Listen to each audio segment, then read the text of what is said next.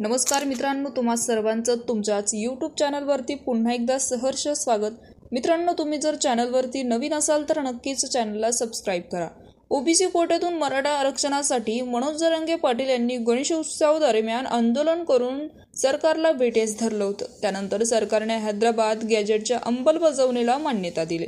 असं असतानाच मराठा आरक्षणाच्या GR विरोधात ओबीसी समाज चांगलाच आक्रमक झाला.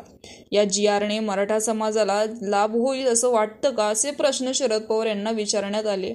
त्यावर अबक असा विचार न करता सर्वांनीच एकत्र येऊन विचार केला पाहिजे असंही त्यांनी म्हटलंय.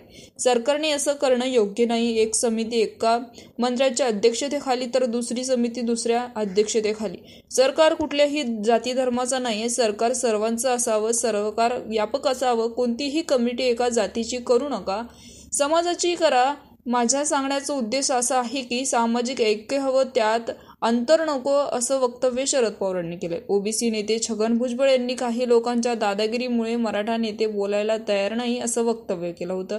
त्यावरही शरद पवार यांनी प्रतिक्रिया दिली आहे. एका जातीचं राजकारण आम्हाला शोभत नाही. आम्हाला व्यापक दृष्टिकोन पाहिजे. अंतर वाढेल असं भाष्य करणं योग्य नाही.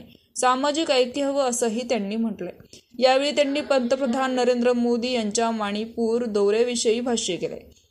मोदींनी मणिपूरला जावं अशी मागणी होत होती, त्यामुळे ते तिकडे गेले. चांगलं झालं अशी प्रतिक्रिया पवारांनी दिली.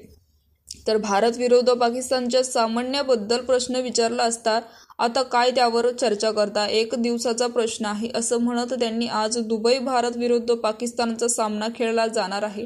या सामन्याला ठाकरेंच्या शिवसेनेकडून तीव्र विरोध केला जात आहे. तर बरोबरच मनोज जरांगेंचा शरद पवारांचा पाठिंबा असल्याचंही समोर येतंय. त्यावरही त्यांनी स्पष्टीकरण दिलंय.